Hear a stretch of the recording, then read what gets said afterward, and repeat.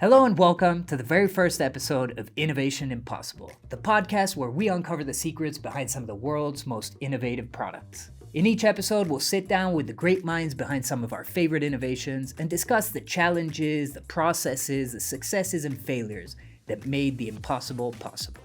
From CEOs to consumer research specialists, product managers to designers, each insightful conversation offers practical advice and food for thought so you can take your innovation journey to the next level. For the very first episode, we're joined by Narek Vardanyan, the co-founder and CEO of prelaunch.com and the TCF marketing agency. Narek and his team have helped launch thousands of innovations, and in today's conversation, we'll discover some of the most important lessons he's learned.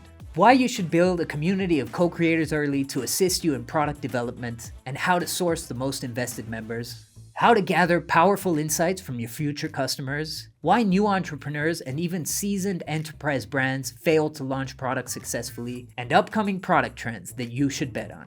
This podcast is sponsored by prelaunch.com, the qual and quant tech platform that helps you unlock bulletproof insights from your ready-to-buy customers. Understand your product's potential, find your ideal audience, test your messaging, branding, and business model, discover your best price, and much more with prelaunch.com. I really hope you enjoy our conversation today with Narek Vardanyan.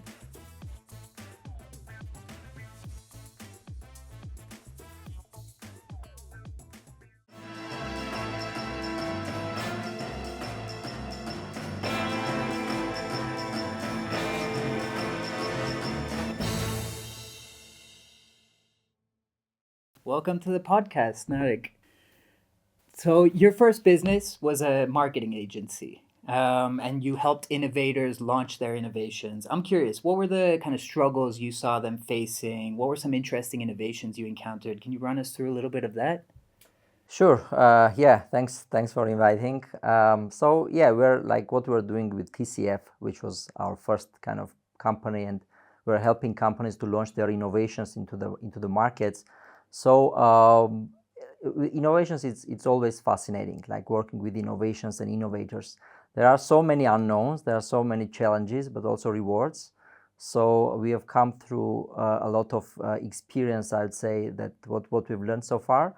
It has always been like really interesting to help companies bring something new into the market. So this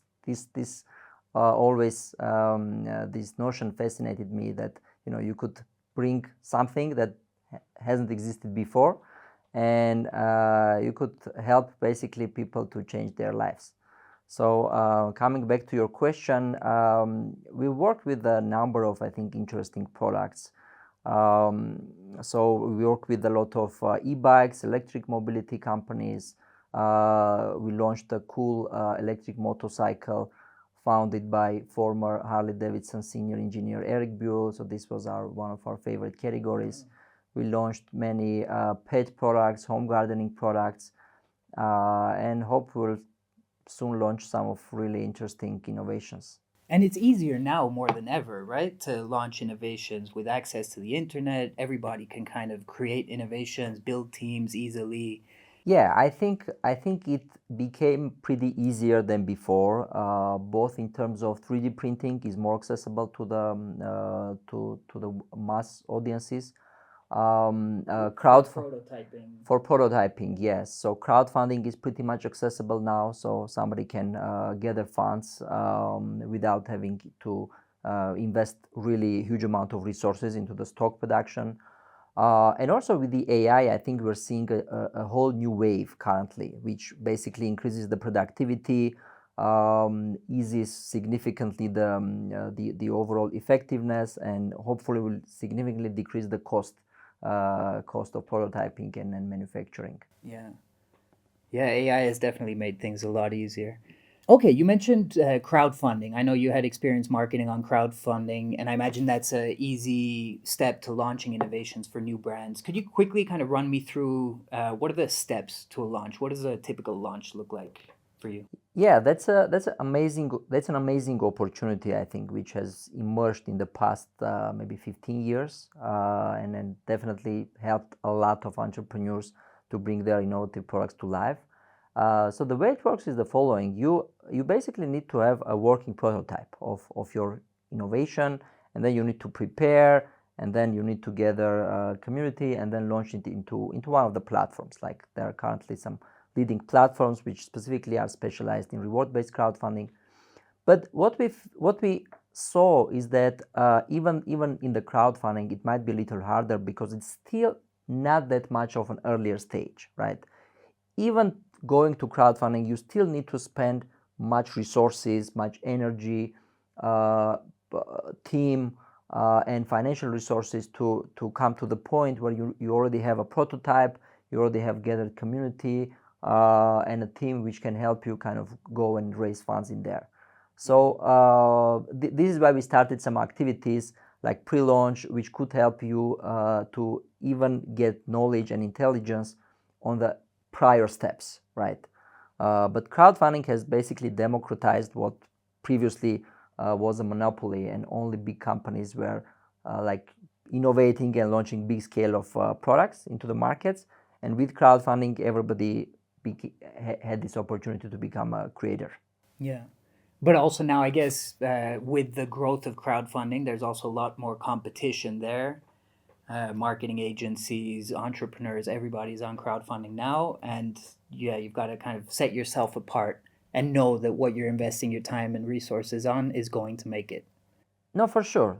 That's I think that's applicable in general in the business as well, right? The competition is everywhere and it's going to only increase because all these tools, AI, productivity, efficiency, all this what they are doing, they are increasing the competition.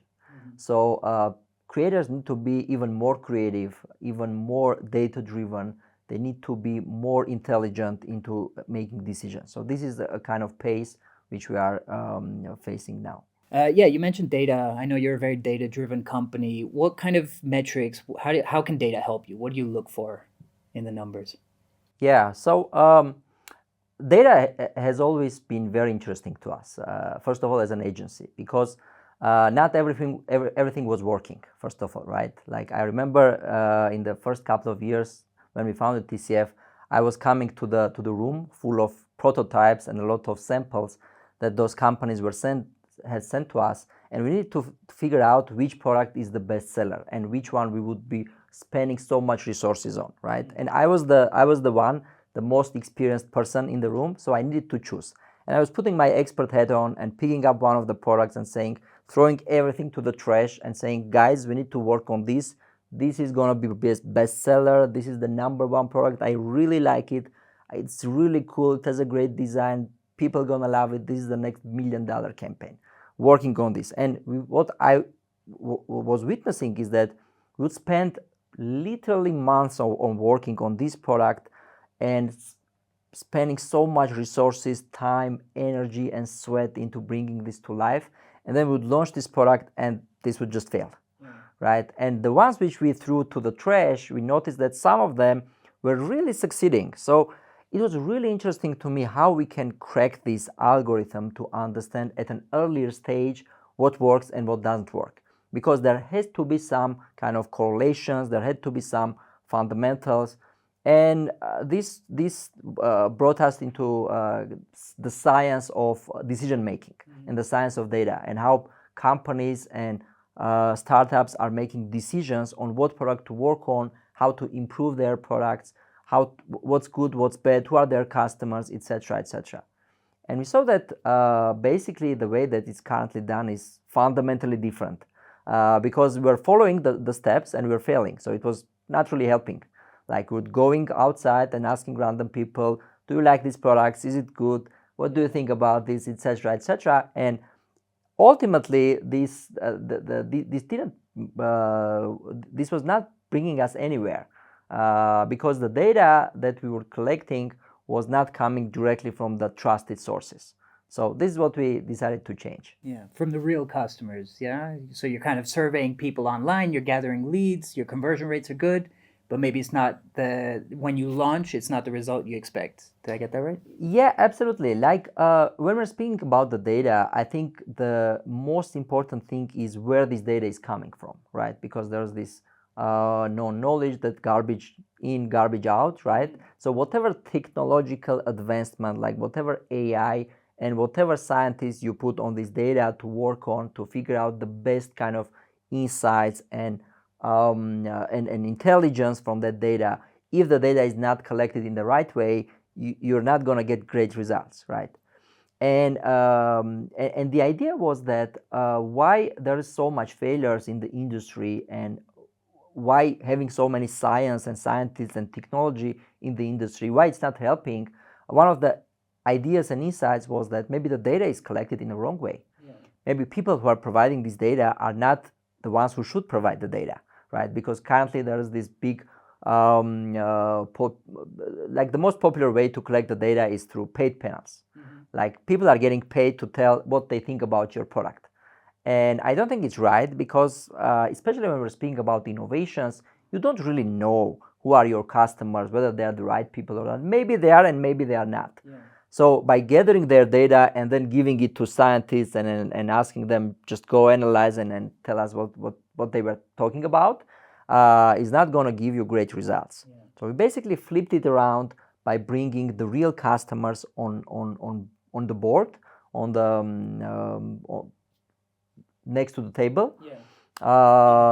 In the creation process, and incentivizing them to kind of provide more authentic data. Yeah. And yeah, that's what we see how it worked. Are there kind of parallels to, say, digital software development? No, where there you kind of interview the people. It's much more agile. You're making changes based on the feedback of your users.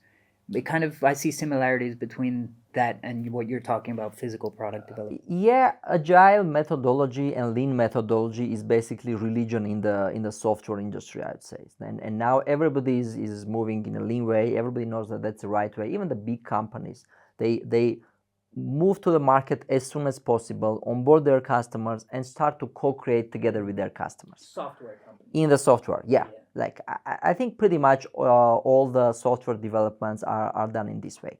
But in the hardware, it was not the case. Hardware is pretty much in isolation, in conspiracy, in privacy, and it's much more expensive than software. Like investing into the real hard product is really expensive. Yeah. So what we see now is that those companies, small, medium, and even the big companies, are investing huge amount of resources into the products which they are working in isolation.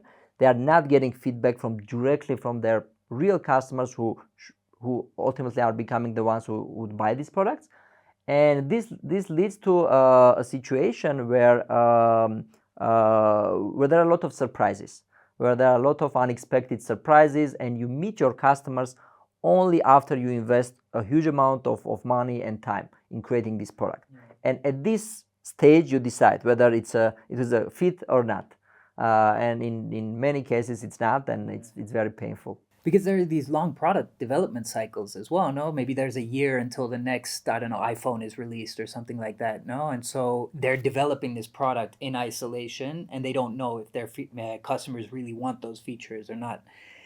That reminds me of this book I read a while back, Prototyping. I'm sure you're familiar with it. Yeah, absolutely. This is definitely in the context of what we are also promoting. Like Alberto Savoy, I admire him. He's a great experienced expert, and yeah, like one of his ideas was that before prototyping, you need to prototype, like create a concept of the prototype, and actually see if people are actually buying it or not, right? And we took it to the next level with pre-launch by reservation. So our concept was pretty much similar. Like if people really want to buy this product, they should give like small amount of deposits, $10, $20, to later gain some rewards, some benefits, discounts, some perks, etc. And that would save so much money, so much time, that we think that this should become literally the next standard of product launching. Mm-hmm. Like you pre-launch, you gain insights, you understand how well you're doing, and only after you go and launch it into the markets. So based on your experience with the marketing agency, you went on to found prelaunch.com. Can you introduce that platform, how it works, what the mission of Prelaunch is? How do you help creators launch products or test products? So Prelaunch is a product validation platform, and it helps creators, startups, big companies validate their concepts at a very early stage, right? So the way it works is the following. On one hand, we have brands who are placing their early stage concepts on the platform, and then potential customers are placing small amount of deposits like $1, $10, $20 to prove their real buying intent. Then what pre-launch does, takes the data, analyzes it, compares it with its own benchmarks, and tells two things mostly. What's the viability of the product in the market, like whether it will work or won't, and whether people really want to buy this product. And also, who are your customers? Who are your customers? Why they buy your products? Why they don't buy your products? What are the reasons behind that? And we're basically using the science to analyze all this data, which is coming directly from the future customers. So it's the quantitative data for whether this product will be successful or not, and then like all the qualitative insights about those future customers and what they need out of a product like this. Yes, it's both a quantitative and qualitative platform where on a quantitative side you can see whether it's working or it's not working, and you can do a lot of A/B testing experiments to understand the best working angles. And then on a qualitative side you learn the why. You learn why people buy it, what are some of the use cases, what were their challenges, their motivations, and we find very powerful insights in there. Can you give some examples? What are some like interesting insights you've uncovered for some of these products? Yeah, it's really interesting to see the insights which are coming directly from the customers. It's sometimes it's becoming so surprising. Like in one of our cases, so this was a home gardening product, and we found out that people who really buy this product are really like fishing, right? So it's not. When I tell you it, you might make the links, and it might sound conventional, but before it was not. And it's very surprising to come to this conclusion that people who buy the home gardening products like also fishing.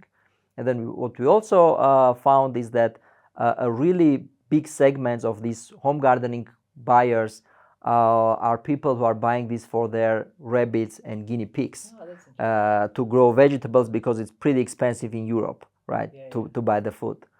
And some other segments, turns out that there is this direction of photography where they are like taking photos and videos of growing plants. And these are some unconventional insights which you would only learn when you are interviewing your real customers. But when there is a innovation, there are no customers. So what pre-launch solves is that bringing your future but real customers to the board at an early stage. That's a great idea. Like how did you come up with this idea for pre-launch? Where did it come from? Because it's very unusual, this reservation methodology. And we tried a lot of things. We tested a lot of things, all the conventional methods. We had the research departments.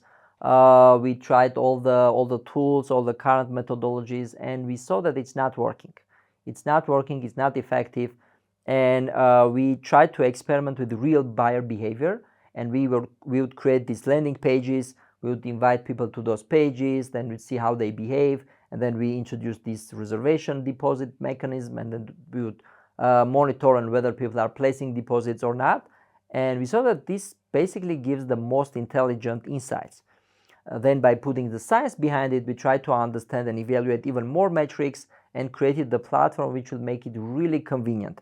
Because otherwise we would go and create a whole bunch of integrations, analytical tools, Google Sheets, like we had all our benchmarks to see whether it's working, it's not working, integrate surveys into it, etc. So it was very hard. It was very difficult. This was during the market agency days? Yes.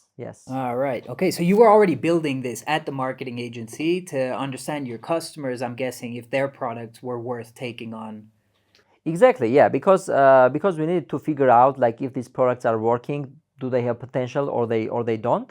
So that's why we're always experimenting on what are some of the ways on understanding the data. And that's the best products come out of like your own personal need. You had that need to understand these products' success, and you developed the tool to. Yeah, we saw that everybody basically needs that, and we thought that it's only startups, but it turned out that a lot of mid-sized companies and also a lot of enterprises. Now we're working with many enterprise brands, very well-known brands, and then we see that they basically have this need as well. Right, right. So you're validating the customers and then asking them to give you the insights. Exactly. So at first, when we started, we like were calling us a product validation platform, like right. So like we're validating the products because customers would place this small amount of deposits. But later on, we understood that there is something maybe even bigger, and that's the customer validation. Especially when it comes to innovation, you really don't know who are your customers. So you're not only validating the product, but you also need to understand who is this for. Maybe you're targeting to do it to the wrong customer, and then that's the problem. It's a great product, great idea, but targeting in the wrong markets, it won't lead you to anywhere. So in this case, we're investing now a lot into this customer intelligence, and basically by having customers to place small amount of deposits, you typically understand who are these 10 people out of 1,000 that are ready to buy these products. So who are your customers from the overall noise, right? And the feedback from those 10 customers, I believe, is 10 times more credible, even maybe 100 times more credible than just feedback from the random people, right? So you really need to take into account not just any feedback, but feedback from people who have skin in the game. Yeah, yeah. I love this because I think one of the big problems, especially with new entrepreneurs, when you ask them who their customers are, they'll say everyone, whereas here you're kind of not even saying, no, no, you need to drill it down and specify who your specific target audience is. Here you're saying, let the data show you who your customer is. No, you're saying, let's target everyone, and then this is the best converting audience. Did I get that right? Yeah, exactly. Like you can have hypotheses. So typically, it's good to have hypotheses. Like you might have your initial understanding, your hypothesis on who can be your customers, what can be the use cases, why they're buying these products for, etc. But in many cases, you might be wrong. Today, I met my friend who bought one of these products. It's called Rabbit, like the device, Smartphone that's not a the smartphone. smartphone killer that they introduced it as a smartphone killer that would come and literally replace the whole smartphone industry, bring new behavior into the markets, etc. Right? And what he told me, like he said, it's like it's useless. Basically, it's you're not going to use it. But what it can be great is that it's a really good toy for my kids. And his children are like around 5 years old or something. And he says, I give this to my 5-year-old son, and he just loves it. He can ask it a lot of questions. He can understand, what this table are built from, what's happening, why the weather is bad, etc., etc., and bunch of questions which he asks and the device answers, right? Yeah. So that's a great use case, which they didn't think about, right? So if before they knew that the right buyers, right customers for this product are not just people who are using the smartphone, but parents who'd buy these products as a toy for their kids, maybe they will be much more successful company. I'm pretty convinced that they will be. So what I'm trying to say is that with innovations, there are so many unknowns. You can have a lot of hypotheses, but you need to validate all the hypotheses by data, by meeting your customers early, by seeing their behavior, by seeing how they actually behave, what feedback they give to you. And with all this data, you understand what you're building for, right? Because sitting in the house in isolation with a team and then coming with a bright idea that this is going to kill the smartphone industry, what we see, it's definitely not. And you also set an expectations among your potential customers, which is really hard to overcome later on. But by pre-launching and by going agile, nobody really has any expectation. They are just testing, giving you insights, and you build a great product throughout. That's crazy insight because coming from marketing, I see that a lot. That people will say, I don't know, for example, what's the best car? There's no best car. It depends like what you want, no? And so if a car positioned itself, or this rabbit, it positioned itself as the smartphone killer, it failed. It overpromised. And it under-delivered. It's not a smartphone killer. But if they had positioned themselves as a smart, intelligent children's development toy, it totally might have surpassed that expectation. Yeah, and how would they know about this? Yeah. How would they know that it's not a smartphone killer, but that's a children's toy, right? I think if they would, if we reverse the time back and then imagine we're the ones who are launching this product, so we might have a lot of hypotheses. This might be even among our hypotheses, or it might not. But what we would do, we would pre-launch it first, invite people who actually have interest to buy this product, like by providing literally $1 to have proof that they are interested in buying this product. Then we would send the samples to those guys and we say, just use it and give us feedback on what is this good for, what you're actually going to use it for, etc. And I'm pretty sure that this will come out. This will come out that, you know, it's not that great, it's not fast, it's very slow, it's not really helping if I'm using it in my day-to-day life. But if I give this to my son, to my kids, they just love it. Yeah. And then what you will do, you can completely change the positioning from anything, can position it as a kid's toy, the most intelligent kid's toy, and this will go viral and this will become a very successful company. Yeah. And also, I guess if you do that early enough when it's still a concept and you don't have the finished prototype, you can change the feature set as well. Maybe add something that would be more helpful to children, take something away that you designed for the adults. Yeah. Exactly, because you don't set any specific expectations at a very initial stage, right? When you already have everything, like it's final, there is no space to go back. So this is what we're advocating, that this is what the agile development means, right? So it's iterative design. It's constantly coming back and improving it. And from what I understand, with your future customers, this process that you said, I think you mentioned co-creation. Yeah. Can you dive into that a little bit more? What is co-creation? It's basically the process that I explained, right? So the co-creation is like that the company needs to get insights to create the products. And these insights need to come from the right type of people. And potential customers, or the real customers, are the ones who have the most credibility to give these insights and participate in the creation of the product, because they ultimately want these products themselves.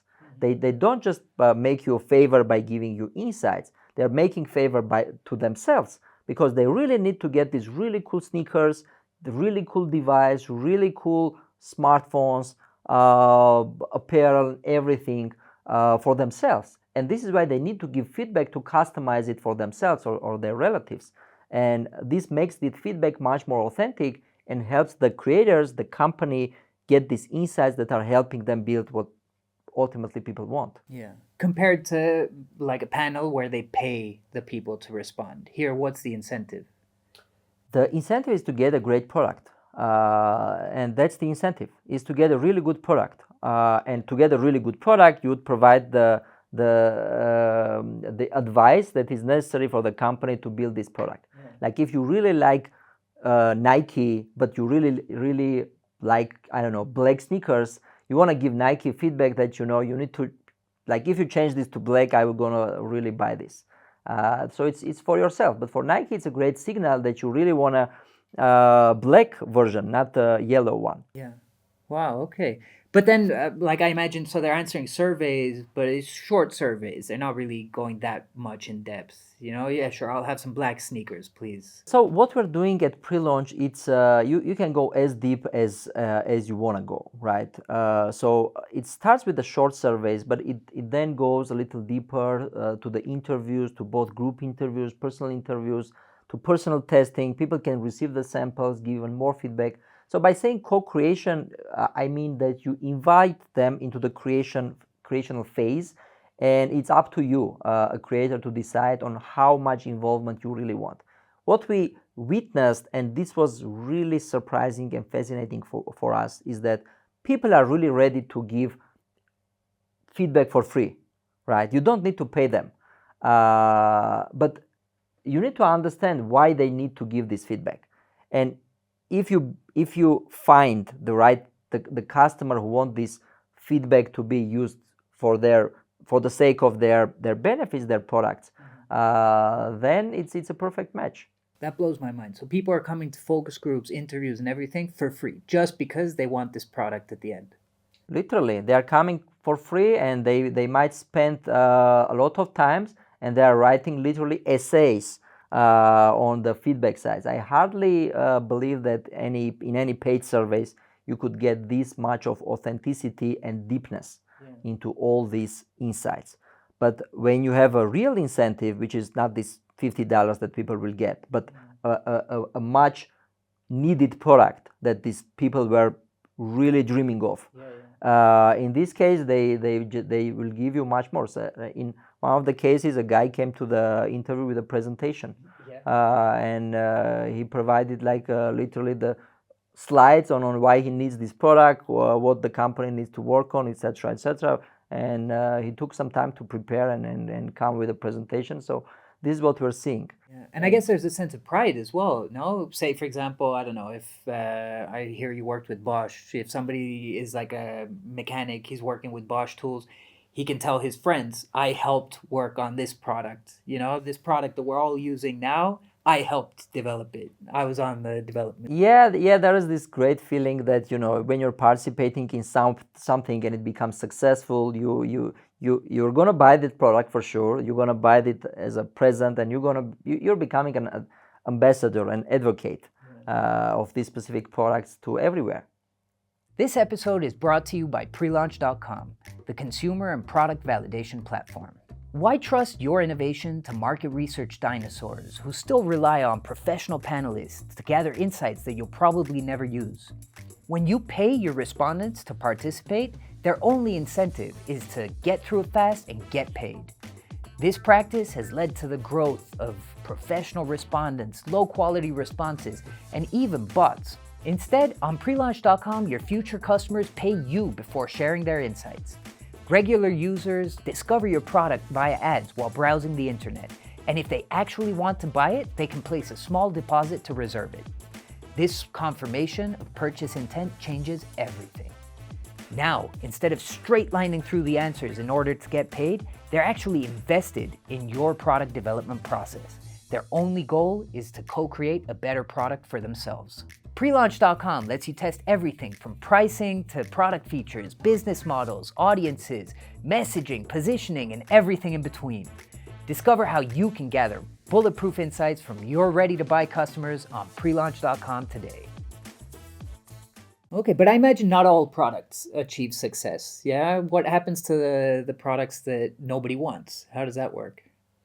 Yeah, it's not guaranteed that what you'll do with pre-launch and with the methodology with Lean, that the success is guaranteed. Success is not guaranteed, but what is important is that when you fail, and you will fail a lot, but when you fail, it's not that painful, right? So this is important, that the failures are not critical. So you don't just, you don't just get credits, take a loan for your house and invest everything into something that you don't have any data about. On pre-launch, I'll open up a secret: the vast majority of the concepts doesn't work, and we're really proud of preventing these concepts by entering into the markets. Like last year alone, I believe we helped more than a couple of hundred products. We prevented them from launching into the markets. And that's a number which we are even more proud of, because we basically saved a lot of time, energy, and mental healthness of these founders, right? By preventing these products from the launch. Of course, they are upset when they see the data is not working, when they see that it's not really going anywhere, when they see that customers are not really into buying it, it's not really covering its costs. But the sooner you learn about it, the better, and that's a kind of benefit. So when you look at it from the other perspective, it's only benefit, and if something is not working, you better know it firsthand. Yeah, and it's not only the creator, I imagine, it's also the environment, the shoppers. They're not buying a product that is just going to sit on the shelf. It's not ending up in a landfill. You're kind of saving the world of more junk. I was recently exploring these statistics, and in apparel industry, I'm sure it's pretty much in everywhere in physical production. Maybe in hardware it's even worse. But in apparel industry, 1/3 of the overall production goes to waste, like 30%, and that's $1 trillion industry, maybe a couple of $1 trillion industry. So imagine like $500 billion of waste is going into the environment every year. And you can only recycle only 1% out of it. So it's basically non-recyclable waste, right? And it's going there not only, but partly because that the demand forecasting methods are broken. And the companies doesn't really know what the final customers will decide. So they are gambling, and then they're already producing it, going into the markets, and only after they see what works or what doesn't work. So I hope we could prevent and we could kind of mitigate these statistics and environmental waste as well. Yeah, I think fashion is definitely an industry that could benefit from pre-launch, because even more than hardware tech, I think fashion, it's very, I don't know, mercurial. It changes, from one time to another. It's very style, taste based. Okay, and continuing this topic of failure, it's not only the product that fails. I imagine you see a lot of patterns in the process of these entrepreneurs, of these brands. What would you say kind of some of the pitfalls in these processes? What are some failures you see repeating over and over? Well, failures are normal, actually, right? You could fail in a lot of hypotheses. You can come up and you see that they're not working. So I think by especially for the groundbreaking innovations, the failures are necessary elements. But you need to have the courage, ability, and resources to continue after the failure. So I think people need to consider failures as a normal thing, that they are necessary in each innovation, in each success. It's just there are like a lot of quotes on failures. Don't want to repeat another one. Yeah, so I remember I noticed these statistics that were analyzing the reasons for failures, and there definitely was a place for costs, for financial estimates, the own cost. But I think the most of the failure comes from the demand, from creating products that doesn't have demand, doesn't have the product market fit. And that's pretty much the number one reason, I think, for the most of the failures that we see. A lack of research, a lack of planning. Partly lack of planning, and partly doing the research which is not reliable, and just gathering the data and being overconfident, interpreting the research in the way that you want them to interpret it, right? That's one of the major reasons, by the way. Like, the research sometimes is not specific, not binary, and you can interpret it the way that you really want. And entrepreneurs, project managers, they are optimists. They always want to see the bright side of it. So if it says no, and there's a small yes in there, you want to focus on yes. But that also comes because the data is not binary, and it's not objective data, I would say, right?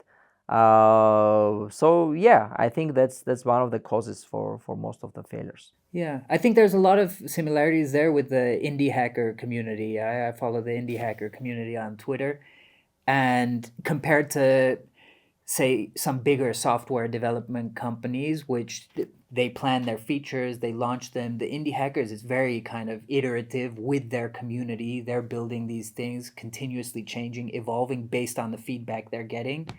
And they can very quickly scale because they know exactly what their customers want.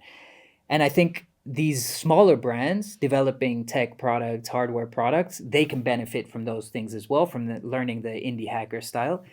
But then what about big brands? What are some like failures you see in big brands approaching innovations in this age?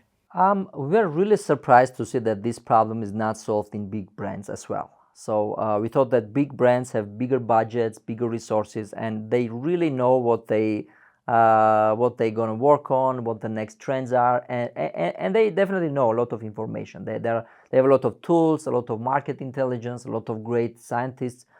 But ultimately, I think this fundamental notion of getting insights not directly from your future customers, working in isolation, not trusting the objective data, and having a lot of subjective interpretation, these problems hampers the effective developments even in the biggest brands, right? I heard a lot of stories on how this subjective interpretation of the data and even how the data collection itself can give very false signals, and then the company would spend millions of dollars into creating these products, which ultimately are not taking anywhere.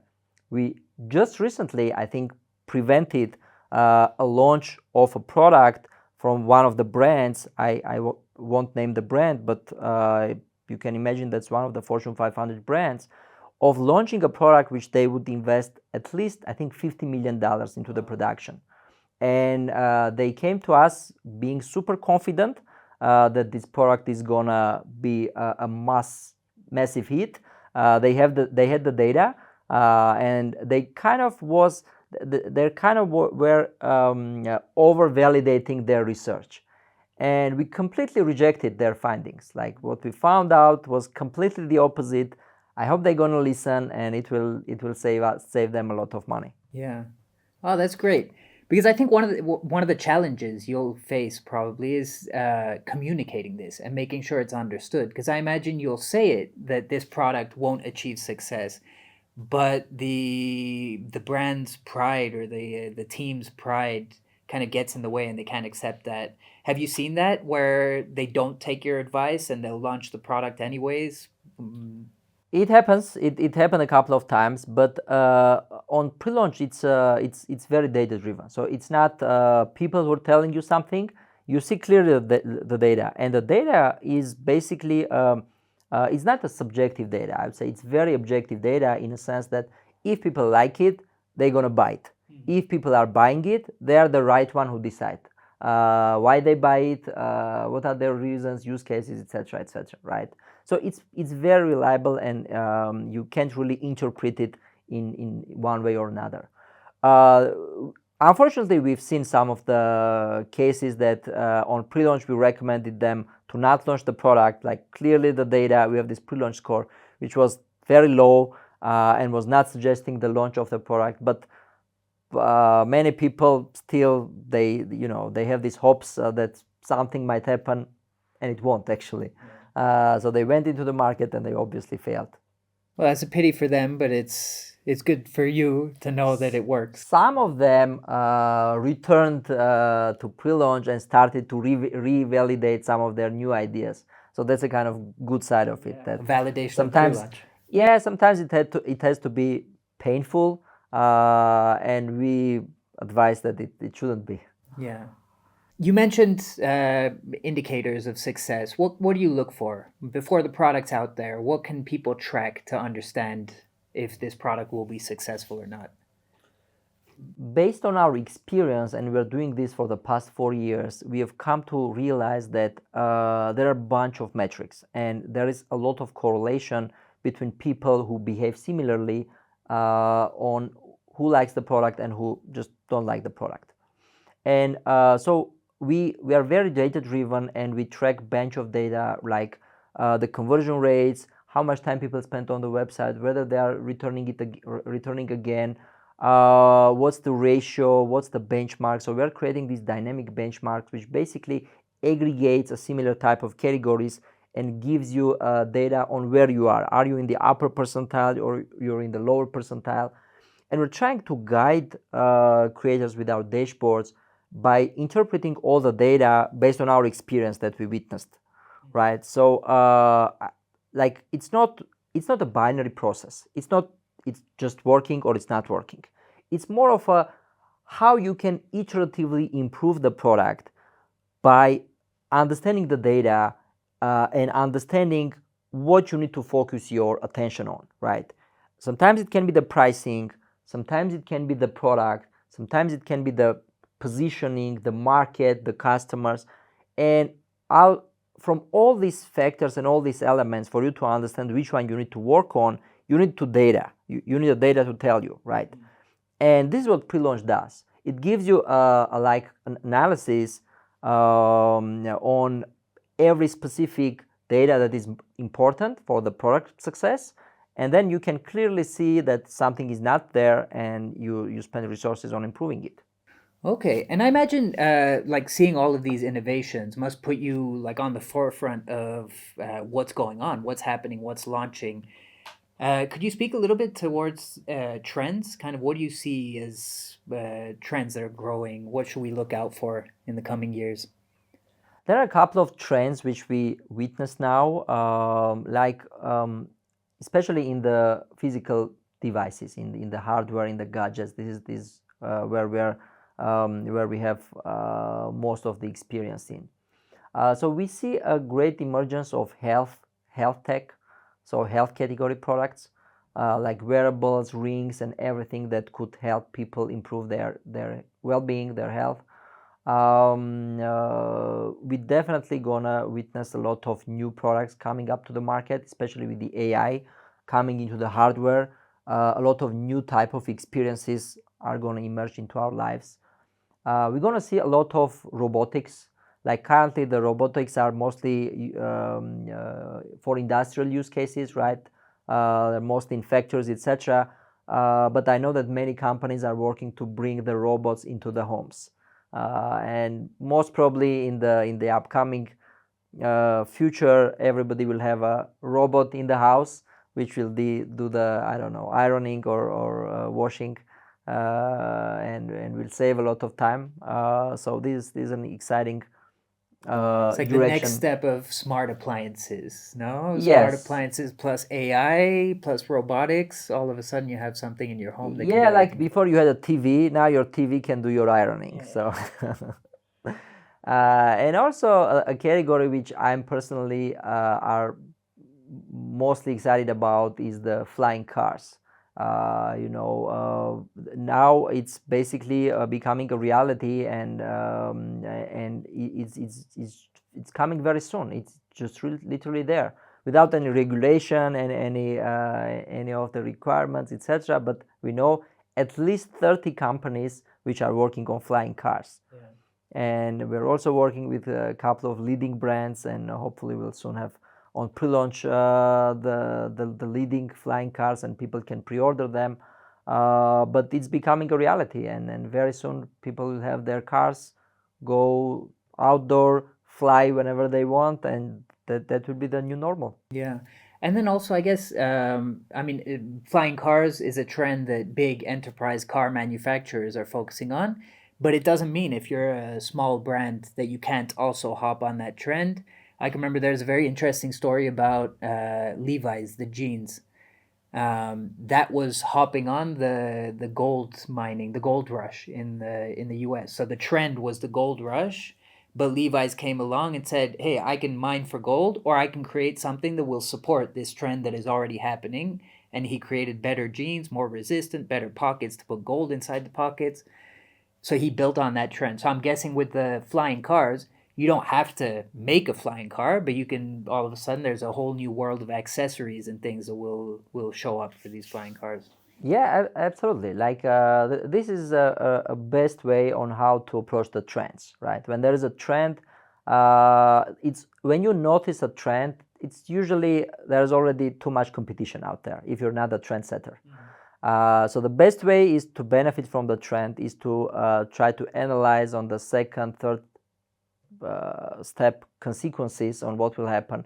And maybe with the flying cars, there will be a really big needs of these architects, of city planners who are going to plan the cities because the flying cars are already there, right? Yeah. Or the lawyers who are going to work on I don't know, the new licenses or something else. So all the trends, all the groundbreaking innovations have this multiplicative effect where they impact into much broader sense of industries. Yeah. Even things for homes, I imagine people living in apartments, if you have like flying cars flying past your apartment every day, you're gonna want something on your window. I don't want people looking in my window or you mentioned the saturation of markets, though, and I find that interesting because a lot of people will look at a market that's saturated and be like, "I can't. There's already too much competition. I can't enter this market." How do you feel about that? How do you look at kind of competition, healthy competition? Yeah. Um, yeah, so I think that's in a lot of times it's a good sign, right? So we see a lot of entrepreneurs, startups which come to us and say, we have this great idea when nobody came up with. And instead of becoming more excited, we become more kind of thoughtful, because if it hasn't been before in the market, maybe it shouldn't be, right? So, and when you see that there's a market in there, maybe that's a good sign that people are buying it. Like one of the best examples of recent examples that I can recall is the Liquid Death. Is this water company which basically entered into pretty much the most saturated industry in the world, like the water bottles, right? And they basically came up with a whole new concept, a new design, and I think they are now a 4-year-old company and have multi-$100 million revenue, and maybe even the number one in the industry, in the most saturated industry, right? So even in the most saturated industries, there is a space for innovation, and you need to kind of understand on how you can shift the perspective, how you can bring some more insights into where people were very much relaxed, and they already are outdated a little bit, and then not implementing innovative practices. Yeah, Liquid Death is a great example. Like I think the founder's a marketer, and he really came at it from that perspective. How can I position this water differently? And there's a big thing to be said about positioning, no? This idea that, say, Red Bull, when it came up with another soft drink, it entered the soft drink market, which was already saturated by Coca-Cola, Pepsi, Fanta, all of these soft drinks. And now all of a sudden Red Bull, it's going to find it hard to compete against those big players, but it created its own category, the energy drink, which didn't exist. Now it exists, but back then it didn't exist. They created it to stand out. And same thing with this liquid water. There was the bottled water that your grandma will buy, but Liquid Death was the cool concert goer, beer drinking water can. And I imagine you see that a lot with the products on pre-launch. Like it's not just one e-bike, there's a few e-bikes, but they're all kind of trying to stand out differently. Yeah? Yeah, absolutely. Like pre-launch is all about innovation, is about new concepts, new strategies. And innovation is not only in the technology. It's not only that you can come up with this scientific, groundbreaking, patented innovation that haven't existed in the past couple of 100 years. It might be a positioning, it might be the pricing, it might be the market, it might be literally anything. All the factors that ultimately create great products. So and like it might be a distribution. Like if the product is to be sold in the retail stores and somebody comes up with the online store, this might be the innovation in this product category, right? So I would advise to just doesn't get upset if you have this great idea and you see that the market is kind of saturated, there are like competitors out there, etc. There might be great opportunities. Considering everything we've discussed today about launching innovations, what are some of the risks and challenges that big enterprises need to overcome to launch innovations? Very little innovation happening in enterprises. And when I'm speaking to some of my friends who are working in enterprise companies, they really want to innovate. It's not that they don't want to. They really want to innovate, but it's really hard because they have the existing systems, existing structures, which they fine-tuned for many years, and then now they want, with the old systems, they want new products, right? And I see the biggest risk in there, that if you want to change the outcome, you need to change the process, you need to change the system, and only with this you could get another outcome. Now they want to keep the system and they want to change the outcome, and this is the reason that we don't really see any innovation, any real tangible innovations coming from the enterprise companies. We see only just slight improvements of their current existing products. Yeah. But I think there are a lot of risks in there, because especially now with the revolution of AI and AI entering into the manufacturing industries, a lot of startups, a lot of mid-market companies are going to compete with enterprise brands, right? And the most innovative ones are going to win in there.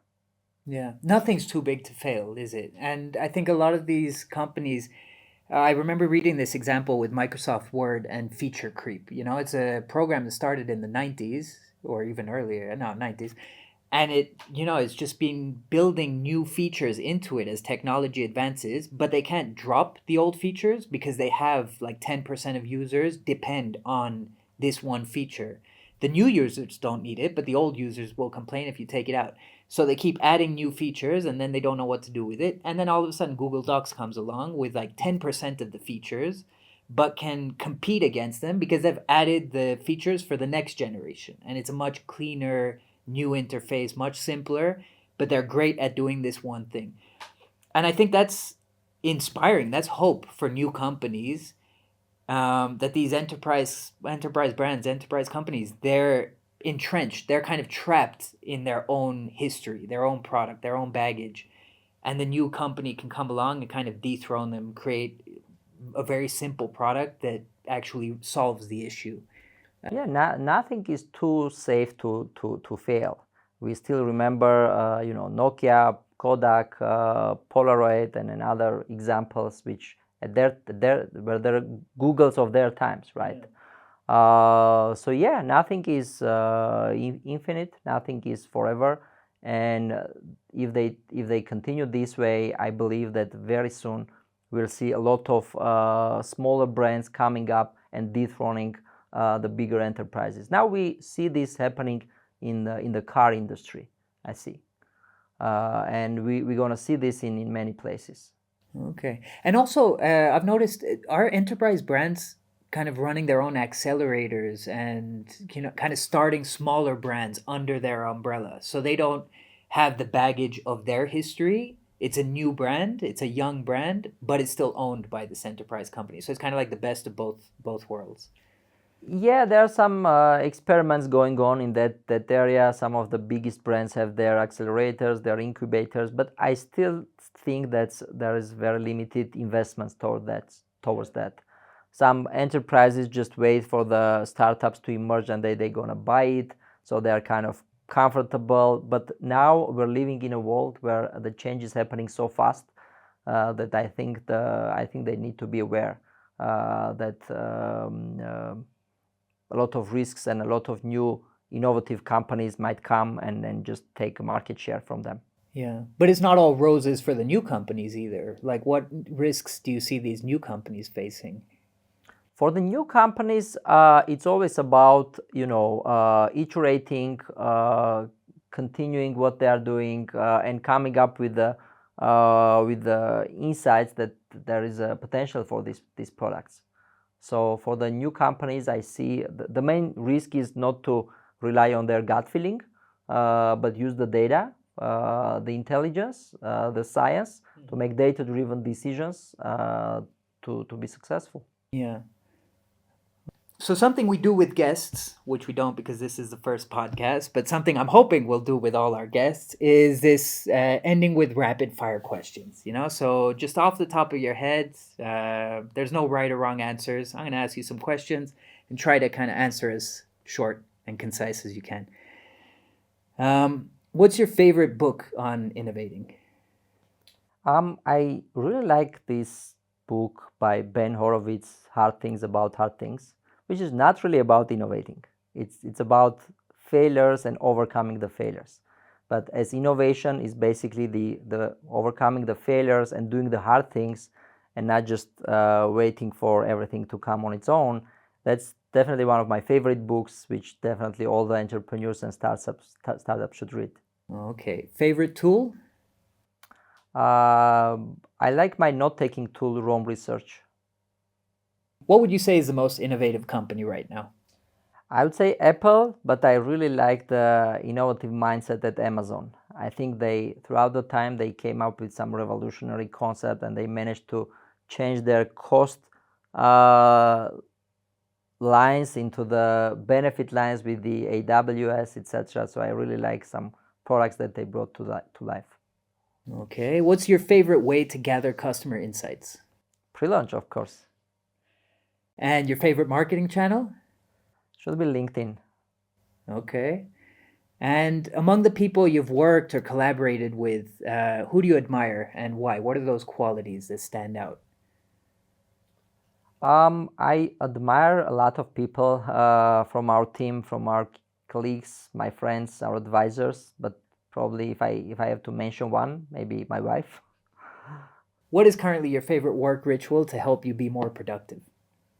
I have a lot of rituals, and it starts with my first ritual when I come to work. I have these focus hours, then I try to not be distracted at least for 2 hours. And I have my favorite questions, which I ask myself, like what should I working on throughout the week, what's the most important task I need to solve, etc. And I really like to dive deep to understanding my main things and main activities that would bring most of the impact to the company. And every day starts with that ritual. It sounds like you're a fan of Cal Newport, no? And deep work. Yeah, that was some good advice in that book. That was a very insightful conversation. Thank you so much for joining us, Narek. I imagine if there's one thing you can leave us with, you work with all of these innovative companies. I imagine you're pretty innovative at prelaunch.com as well. It rubs off. What are some things upcoming for pre-launch? What are some big changes we're going to see? Yeah, we're going to continue innovating on pre-launch. We have a couple of really interesting ideas, technologies that we're working on that will basically help to bring a lot of convenience in all this process, help you to understand who are your customers better. We're working on a lot of AI tools that will help you understand instantly the viability of the concept at an initial stage, and have an idea on your best pricing strategies, best positioning strategies, etc. So a lot of cool stuff. I can't wait to see it. And where can our audience find you? On LinkedIn, mostly. Narek Vardanyan? Yes. Okay, great. And pre-launch is prelaunch.com. Prelaunch is prelaunch.com. Okay, great. Well, thank you so much for being here, Narek. It's been a great conversation. It's been great to have you. Thank you. Bye. Thank you so much for joining us today for another Innovation Impossible story. I hope you enjoyed the insights and all the practical advice as much as I did. Please give us a like and subscribe wherever you listen to your podcast. We're just starting out, and like innovating, this feels impossible. And head on over to YouTube and let us know if anything resonated with you or if you completely disagreed with anything, and we can spark some healthy debate into the world of innovation and insights. Thanks again to our sponsor, prelaunch.com, our guests for joining, and you for listening today. And see you again in a couple of weeks.